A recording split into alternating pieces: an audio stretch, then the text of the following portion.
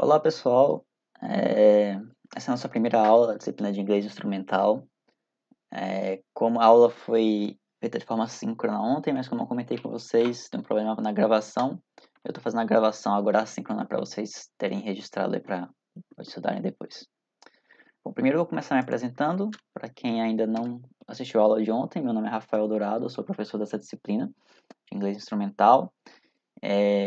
Minha formação é toda em ciência da computação, eu não vou entrar em muitos detalhes aqui, mas eu sou professor também das disciplinas de programação de vocês, a gente deve se encontrar aí nos próximos períodos em outras disciplinas de programação. E minha área de atuação é basicamente linguagem de programação e ciência de dados. Eu tenho alguma experiência profissional também em empresas de tecnologia e, mais importante para essa disciplina, eu tenho também uma experiência internacional como pesquisador visitante na Bélgica, que foi um período que eu passei entre 2009 e 2020. E isso foi muito importante para eu treinar meu inglês e melhorar um pouquinho, e eu acho que vai ser bem importante para ser usado nessa disciplina aqui, para ajudar vocês também a aprender um pouquinho de inglês, certo? Então vamos lá falar sobre o que é essa disciplina de inglês instrumental. Então, o que é inglês instrumental? O objetivo da disciplina é utilizar, como o próprio nome já está dizendo, o inglês como um instrumento na nossa prática profissional. Então, não é você aprender a língua como um todo, porque não dá tempo, a disciplina é bem rápida, bem curta. É tentar utilizar a língua inglesa como instrumento para resolver problemas no nosso dia a dia profissional.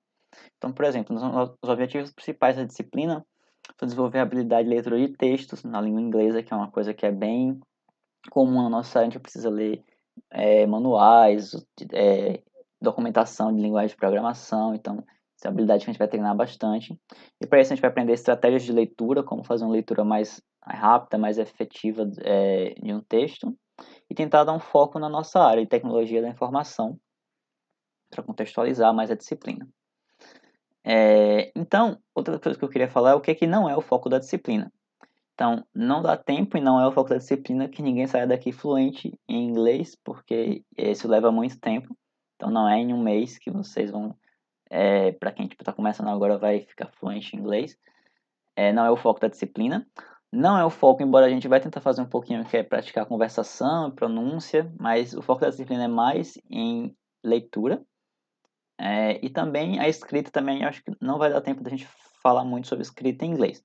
Porque essas coisas, gente, são coisas que necessitam de um tempo para se desenvolver. Então, se a gente for tentar fazer de tudo na disciplina, vai acabar não fazendo, vai fazendo um pouquinho de tudo e nada, não vai fazer nada muito aprofundado. Então, é por isso que a gente vai focar mais na leitura, que é, de longe, a habilidade que vai ser mais necessária na prática profissional de vocês inicialmente. Eu vou falar um pouquinho da ementa. A gente vai começar falando sobre alguns processos, as noções básicas de leitura, falar um pouco sobre também a diferenciação de gêneros textuais, aprender a usar o dicionário de inglês-português, inglês-inglês. A gente vai ver dois grupos de estratégias de leituras. Estratégias de leitura. O primeiro, a gente vai falar de palavras cognatas, de algumas técnicas de leitura rápida de textos, que são prediction, skimming e scanning. E no segundo grupo a gente vai falar de estratégia de leitura, a gente vai falar sobre inferência contextual e lexical. A gente vai lá mais para o fim da disciplina, a gente vai ver também algumas coisas mais relacionadas à gramática, como grupos nominais, algumas noções básicas de gramática. E eu também vou tentar dar para vocês algumas dicas de estudo no final da disciplina e ao longo da disciplina também, sobre como continuar estudando inglês além do fim dessa disciplina, porque é uma coisa que leva tempo. Eu queria motivar vocês a continuarem estudando para além do final da disciplina, certo? A avaliação a gente não vai ter prova na disciplina, vão ser atividades práticas, então a avaliação vai ser contínua, toda semana vão ter atividades para vocês fazerem, inclusive já tem uma atividade para ser entregue agora quarta-feira. Vão ser 10 atividades, esse número talvez mude um pouquinho, que eu estou fechando o plano de ensino da disciplina, mas acho que vai ser por volta disso, e vão ser por volta de 8 atividades individuais, de 10 pontos cada, e vão ter 2 atividades colaborativas, uma na metade da disciplina, uma no final da disciplina, valendo mais pontos, 60 pontos cada. E a cálculo da média vai ser a divisão da soma dessas duas notas. Então, vai ser 100 mais 100 dividido por 2, que vai dar a nota de vocês. as duas avaliações, vão ser duas avaliações, e as duas têm o mesmo peso. O livro-texto que a gente vai utilizar na disciplina é esse, leitura inglesa, leitura em língua inglesa, uma abordagem instrumental, é o livro que está na ementa do curso. Eu vou ver se eu consigo disponibilizar de alguma forma esse livro para vocês. Eu vou, provavelmente na aula de hoje, eu devo falar se vai ser possível ou não. Na aula de hoje, quarta-feira, eu estou gravando esse vídeo na quarta-feira, né? Certo, então eu queria agora motivar, falar um pouco sobre por que é importante aprender inglês, para tentar motivar vocês a perceber a importância dessa disciplina, a importância de estudar inglês na nossa área. Então, primeiro, falando um pouco sobre se a gente for olhar as linguagens mais faladas no mundo, o inglês, considerando apenas os falantes nativos, é a terceira língua mais falada no mundo. Fica atrás do espanhol e do mandarim, na China, que é a língua falada na China. Só que se a gente olhar, só que isso é falando de falantes nativos da língua, pessoas que nascem num país que aquela língua é a língua oficial.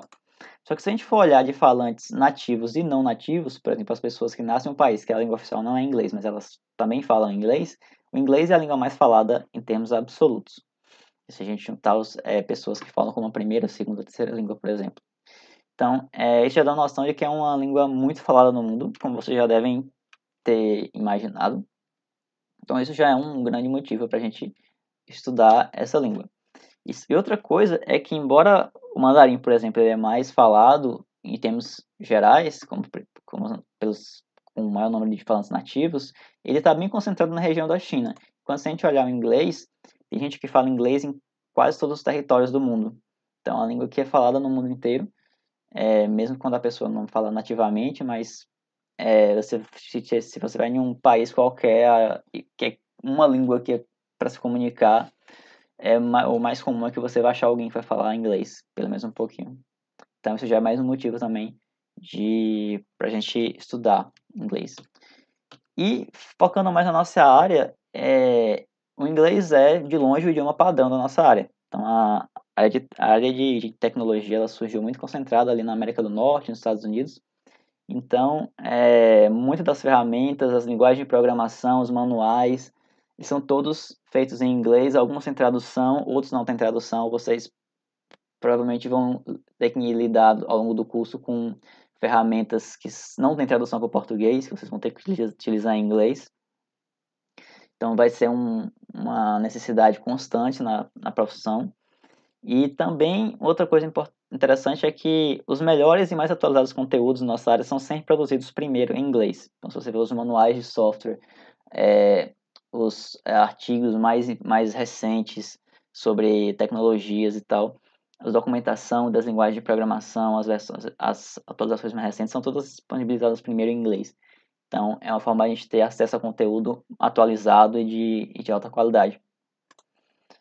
E outra coisa também é que o mercado de trabalho entre eles ele tá cada vez mais globalizado, principalmente agora na pandemia, que as pessoas começam a trabalhar mais fazendo home office e tal. Então, tem muitas empresas, provavelmente ao longo da carreira de vocês vão se deparar com trabalhar numa equipe que pode ter pessoas de outros países e você vai ter que se comunicar com essas pessoas e a comunicação vai ser provavelmente em inglês, a não ser que a pessoa seja de Portugal, que vocês não podem falar português, mas em geral, a comunicação padrão vai ser em inglês. Então, isso não é tão distante quanto parece. Tipo, é muito comum em empresas maiores você ter clientes ou colaboradores na equipe que são de outros países. Então, você vai precisar desenrolar um pouquinho de inglês para comunicar com essa galera. E, no fim das contas, é muito útil. Em geral, é um conhecimento que vai ser útil tanto profissionalmente como pessoalmente, para entretenimento, e pode abrir inúmeras portas na vida profissional de vocês e pessoal também. Eu comecei a estudar inglês no meio da faculdade e eu já perdi as contas de quantas oportunidades apareceram porque eu já tinha me dedicado a estudar inglês. E pode ser divertido, né? O mais importante é que não precisa ser uma coisa chata, uma coisa que você estudar uma língua é divertido, você tem acesso a outra cultura, a materiais de outra cultura, você pode consumir conteúdos na língua sem precisar de tradução. Então, isso é uma coisa que é bem satisfatória, bem recompensadora. Então, vamos começar conteúdo da disciplina propriamente dito. Primeiro eu queria falar um pouco sobre as variantes da língua inglesa, né? Vocês já devem ter ouvido falar que existem dois grupos de variantes da língua inglesa, que é o inglês americano, que é falado na América do Norte, que é basicamente nos Estados Unidos e Canadá, e o inglês britânico, que é falado no Reino Unido, que é na Irlanda e vários outros países que sofreram alguma influência do Reino Unido. E aí quando eu falo de variantes, porque são a mesma língua, mas tem algumas coisas que mudam, alguns detalhes que mudam em uma variante ou outra. Eu vou falar um pouquinho sobre esses detalhes. Então, por exemplo, a pronúncia ela vai variar bastante, é o que mais muda de um país para o outro, por exemplo, do inglês americano para o inglês britânico. Eu coloquei um exemplozinho aqui. Essa palavra que significa garrafa, bottle. Essa pronúncia que eu falei agora é a pronúncia mais americanizada. Só que no inglês britânico eles não usam não falam esses Tzinhos como um D, eles falam como T mesmo, então seria uma coisa mais ou menos tipo bottle, enquanto nos americanos eles falam bottle. Então tem essas diferençazinhas de pronúncia que são as mais visíveis. Vai ter algumas diferenças de ortografia também, tipo algumas palavras são escritas de forma diferente, por exemplo, color. No americano eles não têm esse usinho que os britânicos usam. Alguns termos vão ser empregados também de forma diferente, por exemplo, elevador. No Reino Unido eles falam lift, enquanto nos Estados Unidos é mais como falar elevator. Então tem algumas trocas de palavras, tipo que, se a gente for pensar, é um pouco parecido com a diferença entre o português brasileiro e o português de Portugal. Tem algumas palavras que eles usam de forma diferente, o sotaque é bem diferente. Então é mais ou menos esse nível de diferença. E alguns pequenos detalhes gramaticais. Então, no fim das contas, o que é importante? Eu acho que para quem está começando a estudar a língua, é importante você escolher uma variante e seguir com ela de início, para não confundir a cabeça. Porque, por exemplo, se você começar a ver pronúncia de duas variantes diferentes, você pode começar a ficar confuso como é que você pronuncia as palavras, e aí fica uma coisa meio confusa. Então, uma coisa que eu fiz e que eu sugiro que vocês façam é que no começo, pelo menos, escolha uma das duas, para estudar e tente focar mais em conteúdos de uma outra variante, até para a questão ficar mais fácil de pegar a pronúncia. E aí depois você vai percebendo, ao longo do aprendizado, você vai percebendo as diferenças e tal, e consegue identificar. Bom, agora vamos falar o primeiro conteúdo da disciplina, que é sobre gêneros textuais, que é um assunto bem simples, eu vou falar rapidinho. Primeiro, a questão dos gêneros textuais é que dá pra gente ter uma noção do que o texto se trata só pegando alguns elementos, tipo até gráficos mesmo, da formatação do texto, da estrutura do texto. Isso pode dar pra gente já algumas dicas sobre o que o texto fala, mesmo que a gente não saiba, não entenda a maioria das palavras que estão no texto. Por exemplo, esse texto aqui, a gente olha rapidamente e já dá para ter uma noção de que isso aqui é uma receita. Porque a gente vê aqui uma lista de ingredientes, a gente vê que ele falando de temperatura, de tempo e tal. Que aí você geralmente tem essa estrutura, uma lista de ingredientes, depois umas instruções. Então, por mais que a gente não entenda a maioria das coisas aqui, dá para ter uma noção de que é uma receita. No caso aqui em inglês é recipe. Outro exemplo, esse texto aqui do cantinho, a gente vê aqui que tem aqui um título, um subtítulo e tal, tem aqui uma foto. Já dá pra gente ter noção de que se trata de uma notícia, tipo um artigo de jornal, uma news story, quando a gente for falar em inglês. Então, só pela as fotos e tal, a gente pega uma coisinha outra que a gente já consegue ter uma noção de que tipo de texto é esse. Último exemplo aqui, esse outro texto, a gente olha rapidamente, vê aqui uma lista de instruções e uma figurinha tal demonstrando, a gente já pode saber que isso aqui é um tutorial. Inclusive em inglês também essa palavra é escrita da mesma forma, a pronúncia da tutorial. Então a gente já sabe que isso aqui é um tutorial, às vezes a gente pode até já, mesmo sem entender totalmente o que está escrito, a gente pela figura já pode ter uma noção do que se trata o texto. Então, e daí, o que isso significa? Né? Que alguns elementos do texto, que não necessariamente são as palavras, mas a formatação, o layout do texto, a estrutura, o tipo de vocabulário que é utilizado, já dá para a gente algumas dicas para a gente ter uma compreensão inicial do que se trata o texto. A gente pode ter uma ideia geral, mesmo sem entender a maior parte do que está escrito. E por que isso é interessante? Porque Isso que eu estou chamando de tipos de texto é o que a gente chama de gêneros textuais. Por exemplo, aqui é um gênero textual receita, que é notícia, que é um tutorial, um manual de instruções. E cada gênero textual ele tem características próprias, e se você já identifica qual gênero você consegue entender a ideia geral do texto mais rápido, porque você vai nos pontos que já tem as ideias-chave. Por exemplo, aqui você sabe que na notícia, o título, o subtítulo e esse primeiro pedacinho aqui, eles já vão dar uma ideia do que a notícia fala, e a foto também ajuda. E aí você já tem uma ideia geral, assim, mesmo sem entender a maior parte do que está escrito. E você consegue também usar isso como uma forma de leitura rápida, de se encontrar informações rapidamente. Um último exemplo, a gente tem esse textozinho, isso aqui é um exemplo que eu fiz um exercício na aula, mas eu vou falar agora rapidinho. Você vê tipo aqui uma outra estrutura de texto, que tem aqui um cartaz, e aqui tem algumas palavras que até parecem com português, tipo director, por exemplo. E você dá para inferir que isso aqui é uma sinopse de um filme. Nem mesmo sem saber, talvez, o que está escrito aqui. Então, essa é a ideia de identificar os gêneros textuais, que se você sabe que tipo de texto você consegue entender ele mais rapidamente. E agora, eu vou consertar essa luz aqui, que tá minha cara ficando branca de defunto. Vou falar um pouco sobre os objetivos de leitura e níveis de compreensão, que é um outro assunto que a gente tratou na aula. E aí coloquei aqui mais 3 exemplos de texto. Aqui a gente tem um livro, a gente tem um artigo científico e aqui é aquele tutorial. E aí, quando a gente vai ler, dependendo do tipo de texto, do gênero textual, a gente vai ter objetivos de leitura diferentes. Então, por exemplo, quando você vai ler um livro de literatura, tipo por exemplo, isso aqui é a primeira página do Harry Potter, só para nível de informação. Você vai ler com o objetivo de entretenimento. Então, você vai ler tipo com mais calma, sem ficar pulando o pedaço do texto. Já quando você vai ler, por exemplo, um manual de instruções, você vai fazer uma leitura mais prática, tipo, mais de aplicação prática. Você vai tipo, olhar só o que te interessa ali rapidamente para resolver o seu problema. Quando você vai ler um artigo científico, vai ser uma leitura mais cuidadosa, mais tentando entender os detalhes e tal. Então, cada tipo de gênero textual, às vezes, leva a um objetivo de leitura diferente.